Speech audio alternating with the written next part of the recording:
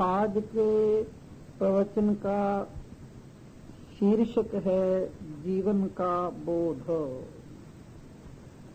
जीवन के बोध का अर्थ है जीवन को जान लेना, आत्मा का, परमात्मा का, सत्य का साक्षात्कार कर लेना। जीवन बोध का अर्थ है जाग जाना, जागृति, होश, अविद्या निद्रा का त्याग, अज्ञान की निवृत्ति। जन्मों जन्मों से और युगों युगों से, कल्पों कल्पों से मनुष्य जो भटक रहा है संसार में, एक अज्ञान के गहरे नशे में डूबा हुआ डोल रहा है। कितने नशे हैं संसार में, धन के, पद के, प्रतिष्ठा के, जाति के, वंश के, बहुत नशे हैं। सौंदर्य के, संगीत के, सुगंधि के, और तो और विद्या बुद्धि के भी नशे हैं। जप, तप, पाठ, पूजा के भी नशे हैं। त्याग और तपस्या के भी नशे हैं। धर्म और कर्म के भी नशे हैं। ध्यान और समाधि के भी नशे हैं। इन सब नशों से जाग जाने का नाम है जीवन का बोध। जिसे जीवन का बोध प्राप्त हो गया वो जीवन मुक्त हो गया। बुद्ध, महावीर, नानक, दादू, कबीर, मीरा, चैतन्य, ये सब जीवन के बोध को प्राप्त हो गए थे। इन्हें जीवन मिल गया था। इन्होंने सत्य को जान लिया था। आओ अब हम थोड़ा विचार करें, जीवन का बोध क्या, जीवन का बोध क्यों, जीवन का बोध किस लिए। उपनिषदों का वचन है, इह चेद वेदी दत्थ सत्यमस्ति, नो चेदिहा वेदी की महती विनष्टि। उपनिषदों के ऋषि कहते हैं कि अय मानव, अय मनुष्य, यदि तुमने इसी जीवन में, इसी जन्म में और इसी समय और इन्हीं क्षणों में और इन्हीं घड़ियों में अपने आप को जान लिया, पहचान लिया, समझ लिया, तो तुम्हारा कल्याण है, कुशल है, मंगल है। यदि स्वयं को नहीं जाना तो समझो तुमने बहुत कुछ नष्ट कर दिया, बर्बाद कर दिया। उपनिषदों के ऋषि कह रहे हैं कि इसी जन्म में, इसी जीवन में और इन्हीं क्षणों में और इन्हीं घड़ियों में, यानी इसमें विलंब करने की जरूरत नहीं है। हमारी आदत ऐसी है, हमारा स्वभाव ऐसा है, जब हमें कोई बुरा काम करना होता है तो हम उसे तुरंत करते हैं, तो हम उसे तत्काल करते हैं, बिना किसी देर के, बिना किसी सवेर के, बिना किसी हिचकिचाहट के, उसे हम तुरंत कर डालते हैं। काम करना हो, क्रोध करना हो, लोभ करना हो, मोह करना हो, अहंकार करना हो, राग करना हो, द्वेष करना हो, तो हम तत्काल करते हैं, जरा भी देर नहीं करते। निंदा करनी हो, चुगली करनी हो, नुक्ताचीनी करनी हो या किसी की पगड़ी उछालनी हो, तो हम उसमें बिल्कुल विलंब नहीं करते, बिल्कुल देर नहीं करते। किसी को गाली देनी हो, किसी की हत्या करनी हो, किसी के यहाँ चोरी करनी हो, किसी के प्रेम में डूबना हो, तो हम उसे भी तत्काल करते हैं। लेकिन यदि ध्यान करना हो, समाधि लगानी हो, तो हम उसे टालते रहते हैं। यदि धर्म करना हो, कोई अच्छा कर्म करना हो, तो हम मुहूर्त खोजते हैं। यदि जप करना हो, तप करना हो, पाठ करना हो, पूजा करनी हो, तो भी हम उसमें बहुत सी ऐसी चीजें पैदा कर देते हैं कि आज हमारा शरीर ठीक नहीं है, आज थोड़ी गर्मी है, आज थोड़ी सर्दी है, आज हमें क्लब जाना है, आज हमें किसी सगाई में जाना है, या आज किसी मित्र को मिलना है। हम 100 बहाने ढूंढते हैं अच्छा काम करने में। और इधर उपनिषदों के ऋषि कह रहे हैं, इह चेद वेदी दत्त सत्यमस्ति, इसी जन्म में, इसी जीवन में, इसी समय और इन्हीं घड़ियों में और इन्हीं क्षणों में, यानी अर्थी उठने के पहले यदि तुमने स्वयं को जान लिया और स्वयं को पहचान लिया तो तुम्हारा कल्याण है, तो तुम्हारा हित है, तो तुम्हारा मंगल है।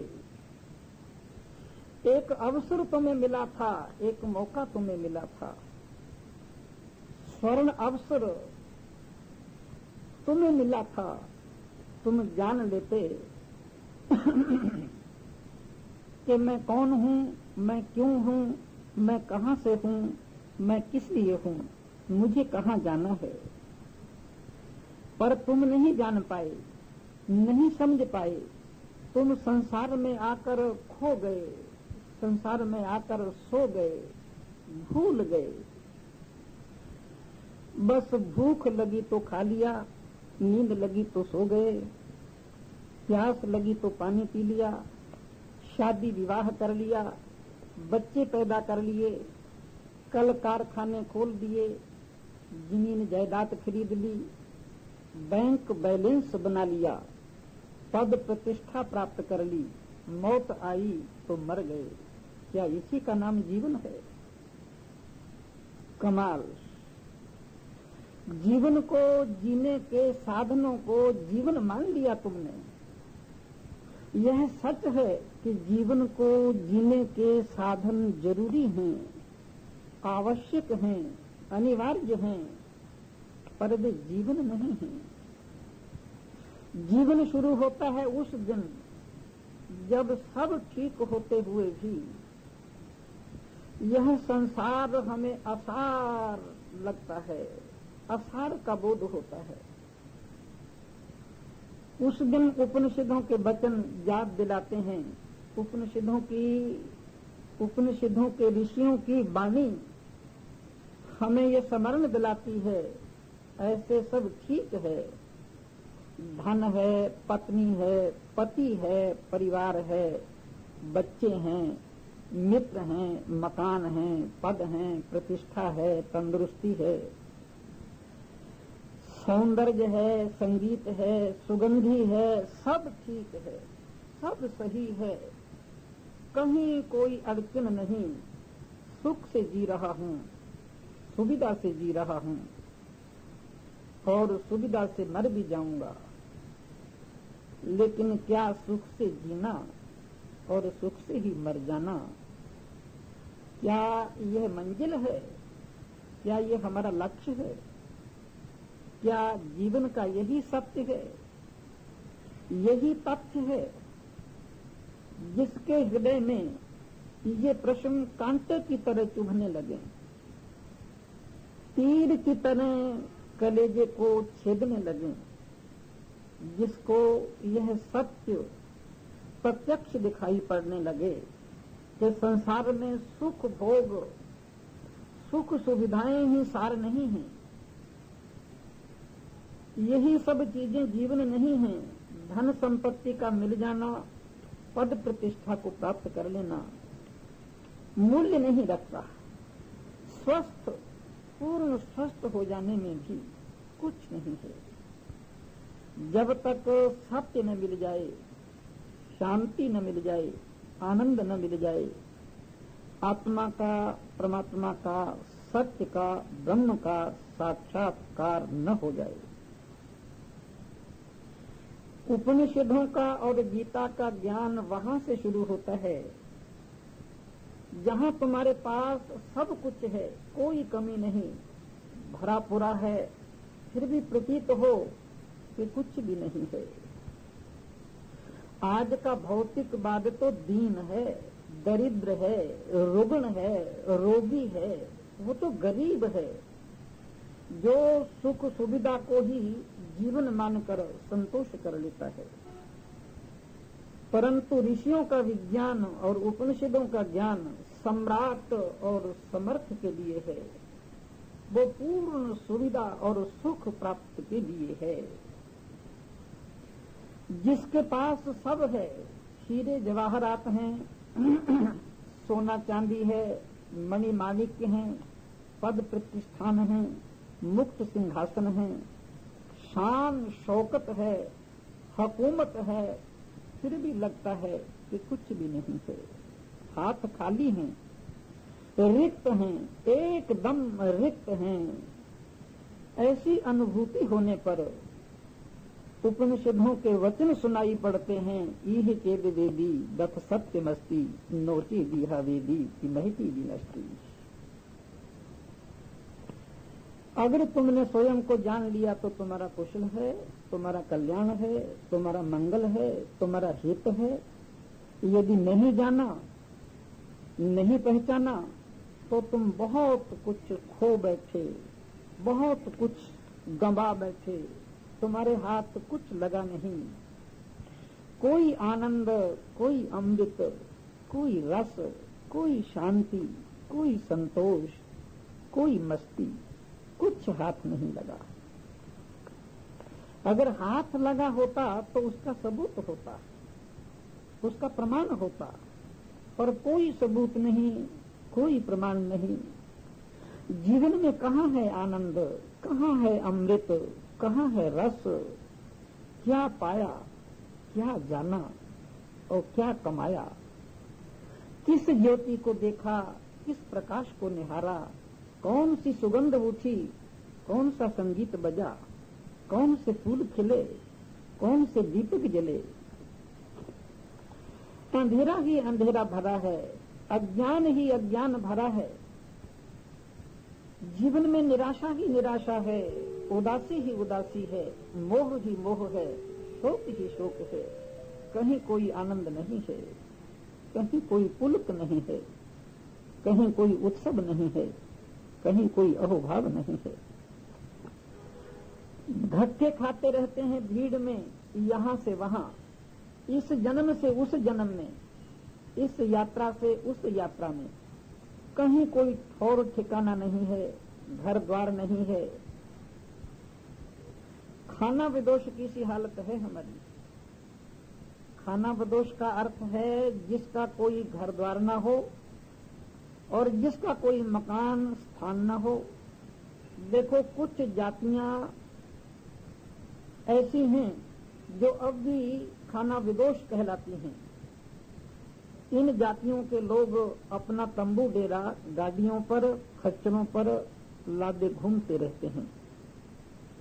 जहां चाहे टिक गए, बनाया खाया, 10-20 दिन रुके और फिर चल पड़े।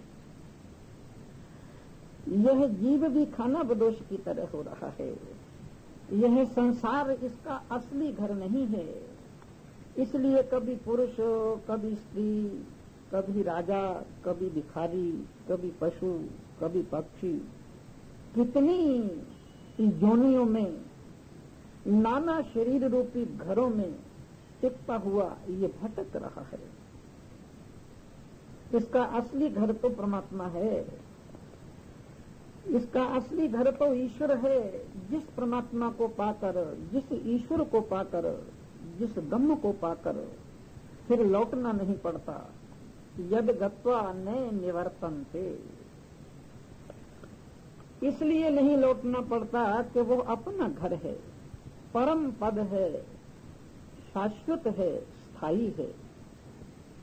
जब तक वह परम पद प्राप्त नहीं हो जाता, तब तक जीव जगत में अनाथ की तरह भटकता रहता है, भिखारी की तरह मारा मारा फिरता रहता है, जन्म मरण के चक्र में घूमता रहता है, स्वर्ग नरक की यात्रा करता रहता है, 84 लाख योनियों में आता जाता रहता है। भगवान बड़े प्रेम से, बड़े स्नेह से, बड़े प्यार से, बड़ी आत्मीयता से स्मरण करते हैं और कहते हैं यह जीव मेरा ही पुत्र है, मेरा ही अंश है, ममई वांशो जीव लोके। पर यह अपने स्वरूप को भूल गया है, इसीलिए दुखी है, संतप्त है, पीड़ित है और भीख मांग रहा है। पर भिखारी है नहीं, है यह राजकुमार, पर वो समझ रहा है अपने को भिखारी। एक भिखारी एक बहुत बड़ी नगरी में किसी फुटपाथ पर अपना जीवन बिता रहा था। एक एक पैसे के लिए लोगों के सामने हाथ पसारता था, वहीं थूकता था, वहीं वो टट्टी पेशाब करता था। उस जगह को उसने गंदा कर रखा था। पूरे 50 वर्ष उसी जगह पर रहा और उसी जगह लोगों से भीख मांगता रहा भिखारी की तरह। एक दिन वो मर गया। म्युनिसिपैलिटी के लोगों ने घसीट कर उसे बाहर ले जाकर जला दिया। जब वहां के लोग जिस जगह को उसने गंदी बना रखा था उसे कुछ खोदने लगे कि वहां की मिट्टी को कहीं से ले जाकर दूर फेंक दें, क्योंकि उस मिट्टी को भी उस भिखारी ने अपवित्र किया है। जब मिट्टी खोदने लगे तो उन्हें बड़ा आश्चर्य हुआ कि जिस जगह बैठकर वो 50 वर्ष तक भीख मांगता रहा, गिड़गिड़ाता रहा, रोता रहा, चिल्लाता रहा, उसी के नीचे करोड़ों अरबों खरबों रुपयों का खजाना मिला, हीरे जवाहरात मिले, सोना चांदी मिला। ये कथा किसी भिखारी की नहीं है, किसी भिखमंगे की नहीं है, ये कथा हमारी है। हर इंसान ऐसे खजाने के ऊपर बैठा है जिस खजाने की कोई तुलना नहीं है, जिस खजाने की कोई समता नहीं है। फिर भी वो सौंदर्य में शांति ढूंढता है, संगीत में शांति ढूंढता है, सुगंधि में शांति ढूंढता है, आनंद ढूंढता है, सिनेमा और सेक्स में शांति ढूंढता है। वो पति में, पत्नी में, पुत्र में, मित्रों में, परिवार में, दोस्तों में आनंद ढूंढता है। वो संसार के विषय और भोगों में सुख ढूंढता है, शांति ढूंढता है। पर वहां शांति है ही नहीं तो मिलेगी कहां? उसे मालूम नहीं है कि जिन खजानों के ऊपर वो बैठा भीख मांग रहा है उन खजानों का उसे कोई पता ही नहीं है, उन खजानों की उसे कोई खबर नहीं है। उन खजानों की खबर देने के लिए ही उपनिषदों के ऋषियों को कहना पड़ा, इहि चेद वेदी दत्त सत्यमस्ति। तुम इसी जन्म में और इसी जन्म में और इसी जीवन में और इन्हीं घड़ियों में अपनी अर्थी उठने से पहले अपने आप को जान लो। तुम्हारे भीतर जो बड़े बड़े खजाने गड़े पड़े हैं, जो अमूल्य रतन और हीरे जवाहरात भरे पड़े हैं, आनंद के, शांति के, संतोष के, मस्ती के, ब्रह्म ज्ञान के, तुम उनका पता लगा लो। लेकिन कहाँ लगाता है मनुष्य उनका पता? यदि कोई उसे इन खजानों का पता बताए तो वो हंसता है, मुस्कुराता है, ध्यान ही नहीं देता। देखो, एक जगत हमारे बाहर है और एक जगत हमारे भीतर है। बाहर के जगत को हम जानते हैं, अच्छी तरह से जानते हैं, क्योंकि हमारी इंद्रियां बाहर देखती हैं। परांच खानी व्यातृणत स्वयं भू, परमात्मा ने हमारी इंद्रियों को बाहर की ओर कर दिया है। आंख बाहर है, कान बाहर है, नाक बाहर है, जीभ बाहर है, हाथ बाहर हैं, पांव बाहर हैं, सब बाहर है। अतः बाहर ही देखती हैं, जो भीतर है उसे भूल गए हैं। असली सत्ता का केंद्र वही है जो भीतर है। इसीलिए शांति का और आनंद का केंद्र भी वही है। जो चीज जहां है उसे वहीं जाकर पाया जा सकता है। बाहर कितना चाहे भटक लें, आना वहीं होगा, वहीं आकर शांति मिलेगी, आनंद मिलेगा, तृप्ति मिलेगी। पर उस केंद्र से हमारा नाता ढीला पड़ गया है। हम भीतर के जगत को लगभग भूल से ही गए हैं।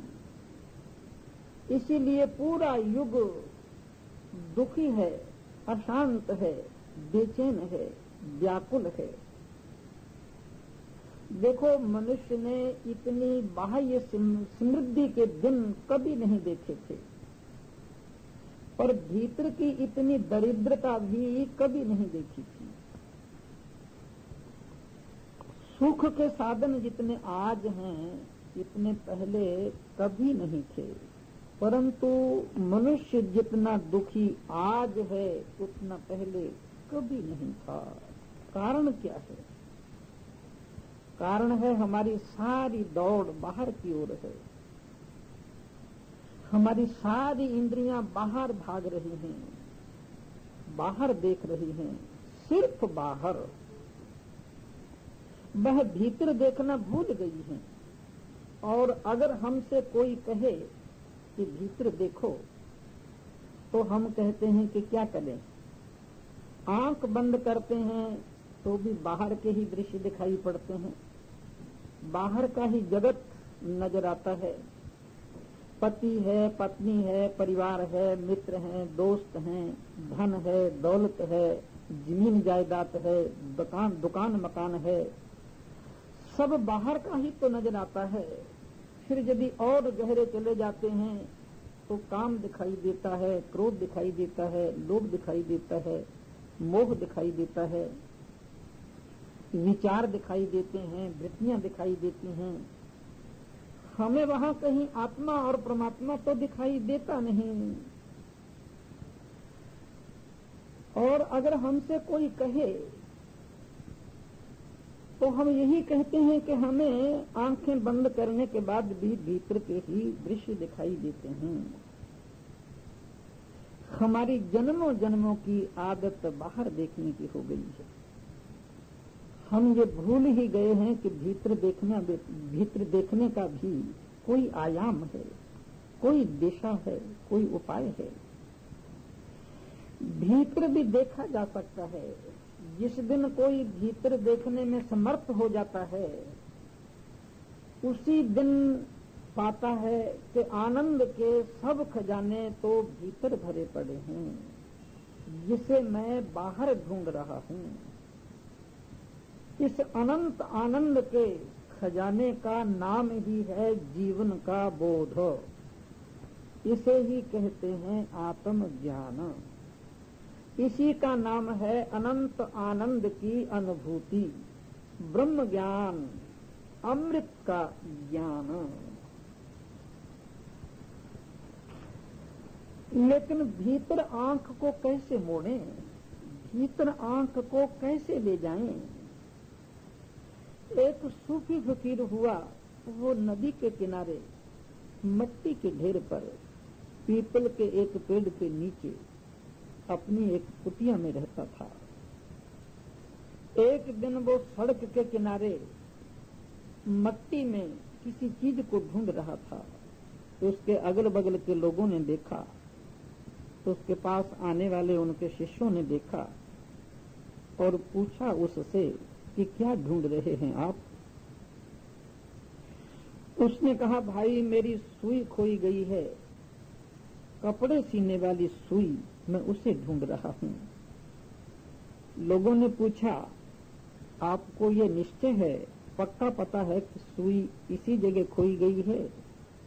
तो वो सूफी फकीर हंसने लगा, मुस्कुराने लगा। उसने कहा, यह जरा थोड़ी तकलीफ की बात है। जहां मैं सुई को ढूंढ रहा हूं, सुई वहां नहीं खोई गई, सुई मेरी कुटिया में खोई गई है। तो लोगों ने बड़ी नम्रता से उसे कहा कि आपका दिमाग तो सही है, आप पागल तो नहीं हो गए हैं? सुई आपकी खोई है कुटिया में और ढूंढ रहे हैं आप उससे सड़क पर। उस महात्मा ने कहा कि भैया इसमें भी एक कारण है, मेरी कुटिया में प्रकाश नहीं है, मेरी कुटिया में रोशनी नहीं है, मैं वहां सुई ढूंढूं कैसे? इसलिए मैं प्रकाश में सुई ढूंढ रहा हूं।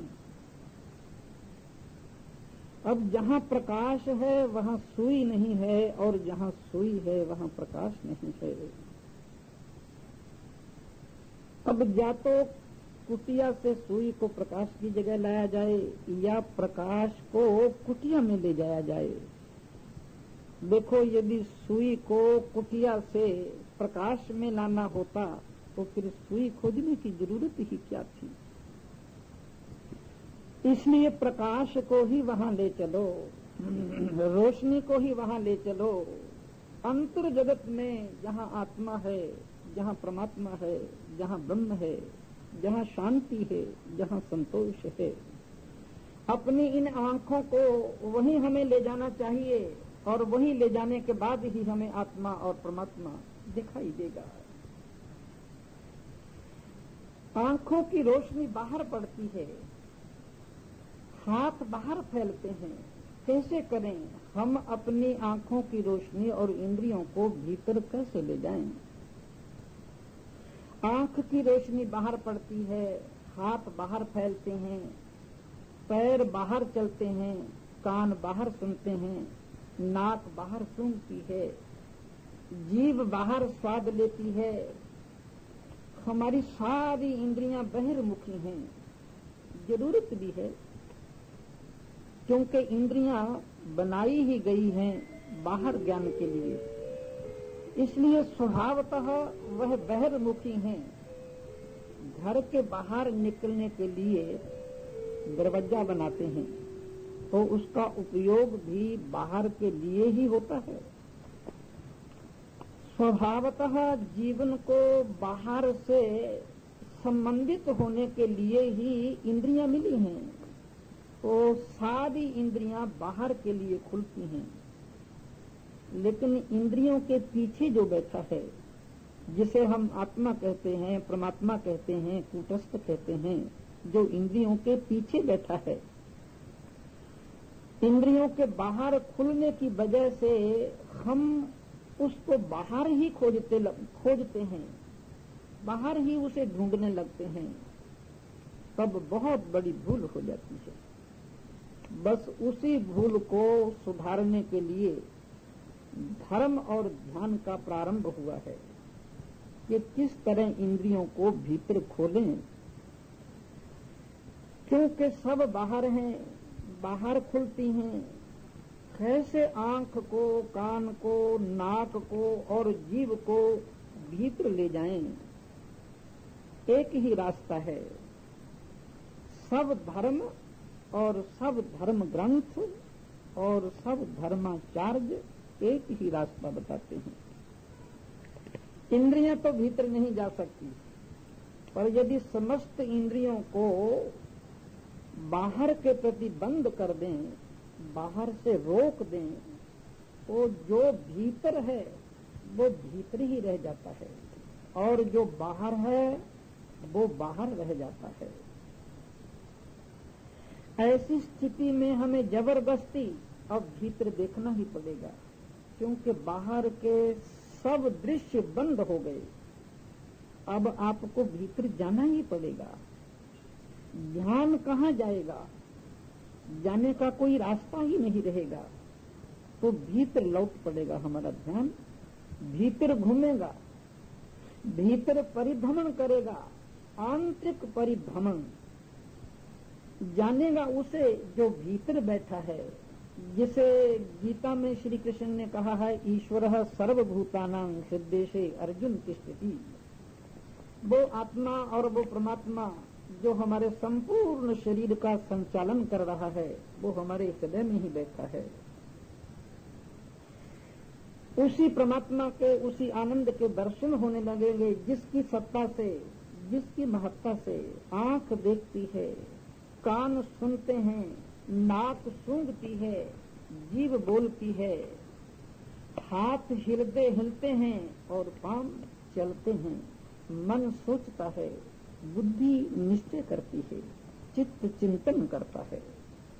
जिसकी शक्ति से, जिसकी सत्ता से, उसी को देखने की बात हो रही है। देखो, ध्यान जो है ये ज्ञान का माध्यम है, इंद्रियां नहीं है ज्ञान का माध्यम।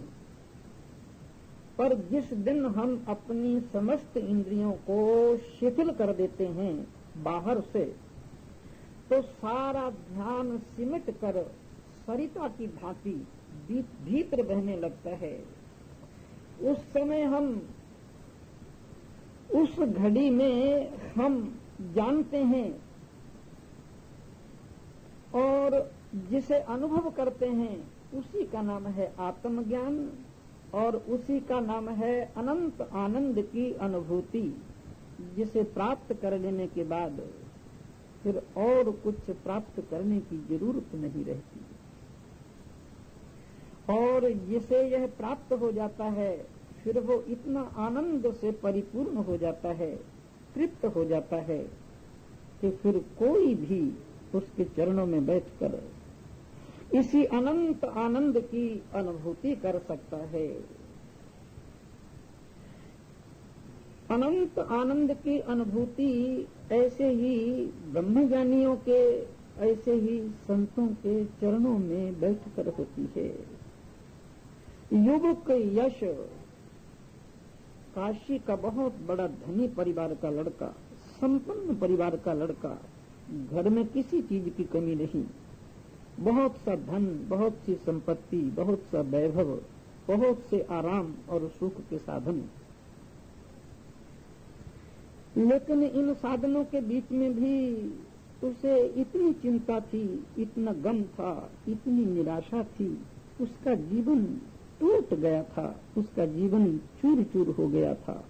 तो वह रोज ही आत्महत्या की बात सोचता था, वो रोज ही जीवन को समाप्त करने की बात सोचता था, पर साहस नहीं कर पाता था। एक दिन आधी रात के समय वो अपने महलों से निकला आत्महत्या के लिए। शहर के बाहर सीमांत में उसने देखा एक पीपल के पेड़ के नीचे मिट्टी के ढेर पर गौतम बुद्ध बैठे हुए हैं। चंद्रमा की चांदनी छिटक रही थी, चारों ओर तारों की रोशनी फैल रही थी। आधी रात का समय था। उसने दूर से गौतम बुद्ध को देखा, आश्चर्य से भर गया। उसने कहा, इतनी शांति, इतना आनंद, इतनी मस्ती, मैंने तो कभी किसी मनुष्य के चेहरे पर इतनी शांति नहीं देखी। वो ऐसे ही गौतम बुद्ध की ओर खींचने लगा जैसे लोहा चुंबक की ओर खींचता है। वो आत्महत्या करने के लिए निकला था, लेकिन उसे जीवन दिखाई पड़ गया।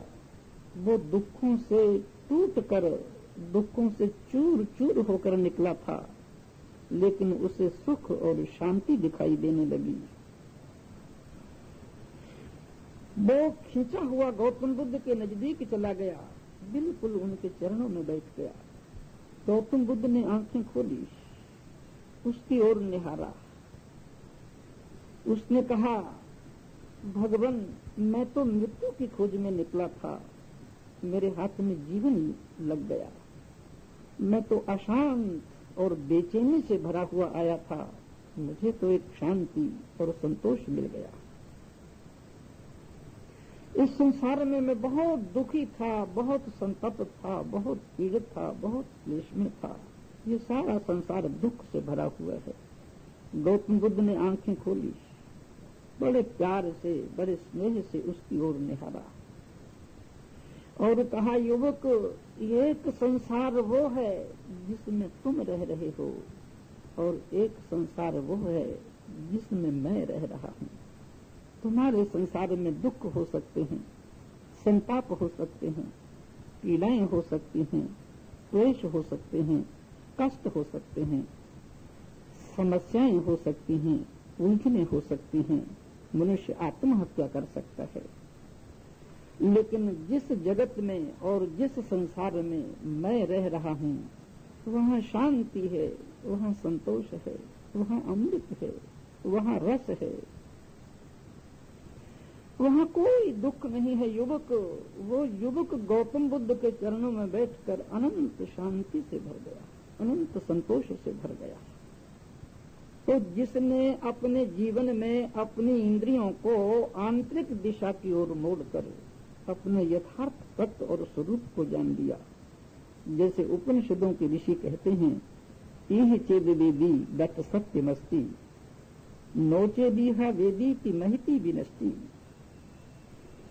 यदि इसी जन्म में और इसी जीवन में तुमने अपने आप को जान लिया और पहचान लिया तो तुम्हारा कल्याण है, तो तुम्हारा हित है, तो तुम्हारा मंगल है।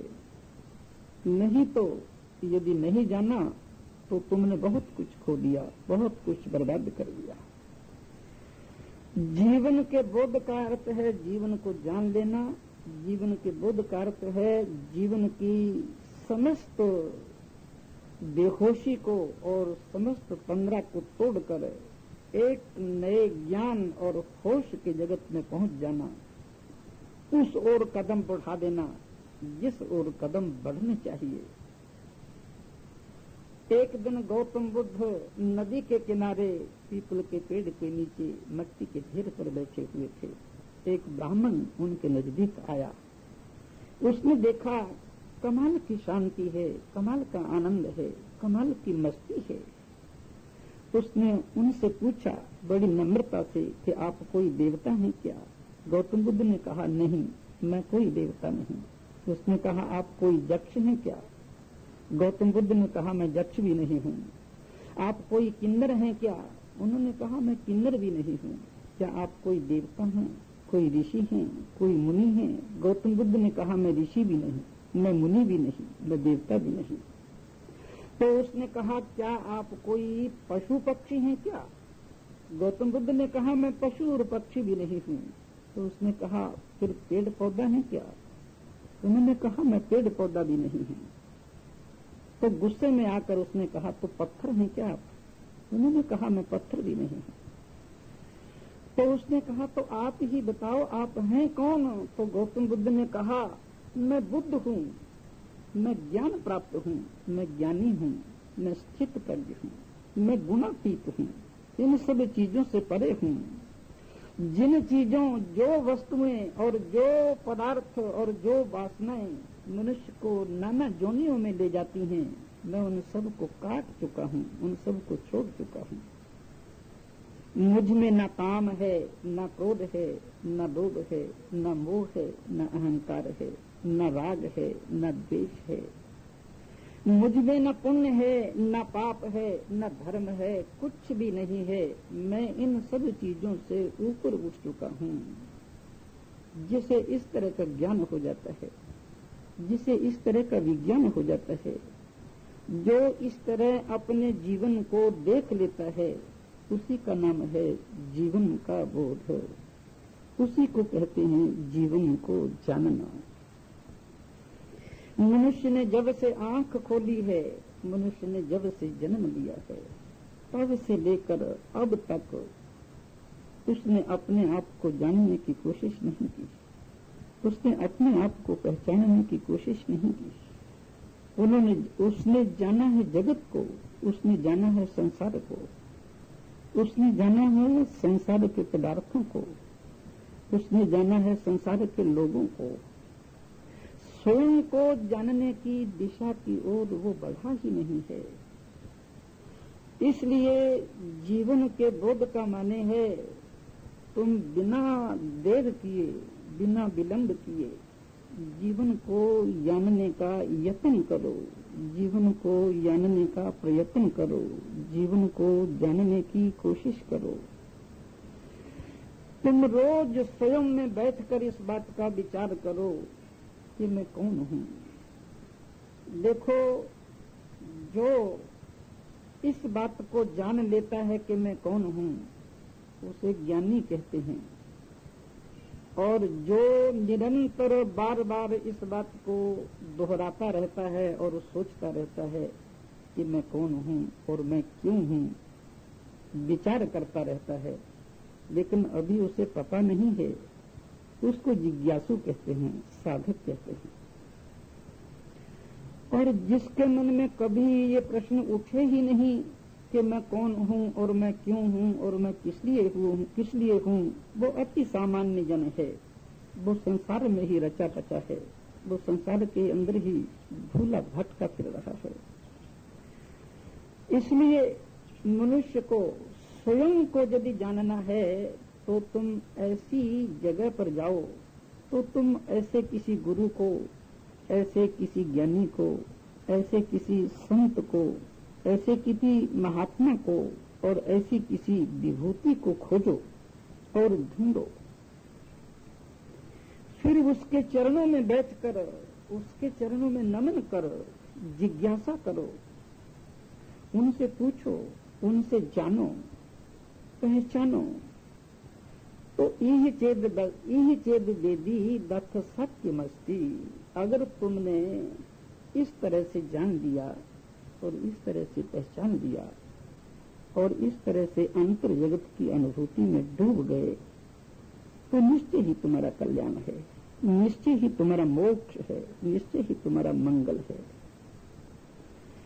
और यदि तुम संसार में ही लगे रहे, संसार की वस्तुओं में ही लगे रहे और संसार के पदार्थों में ही डूबे रहे और संसार के धन संपत्ति और वैभव में ही रचे पुचे रहे, तो महती विनष्टि, तो समझो तुम बहुत कुछ खो बैठे, बहुत कुछ बर्बाद कर बैठे। ये मनुष्य जन्म बार बार नहीं मिलता है, 84 लाख योनियों में चक्र लगाने के बाद कहीं मनुष्य का जीवन मिलता है। मनुष्य के जीवन के साथ ही साथ इस अंधेरी सदी में आत्मज्ञान के माध्यम से हम जीवन के चिर प्रतिष्ठित मूल्यों को वापस ला सकते हैं। समस्त मूल्यों की जड़ है, उसके आने से शेष सब अपने आप आ जाएगा। इससे ध्यान योग को घर घर और व्यक्ति व्यक्ति तक पहुंचाना अपरिवार्य हो गया है। ध्यान की साधना के लिए और समाधि की साधना के लिए कोई बहुत बड़े आयोजन करने की जरूरत नहीं है। केवल हमारे हृदय में प्यास होनी चाहिए, केवल हमारे हृदय में तड़पन होनी चाहिए, केवल हमारे हृदय में एक तीव्रता होनी चाहिए। जब तक मनुष्य को प्यास नहीं है, तड़पन नहीं है, तीव्रता नहीं है, तो वैराग्य नहीं है, तब तक वो आत्मबोध, जीवन के बोध की ओर अग्रसर नहीं होता।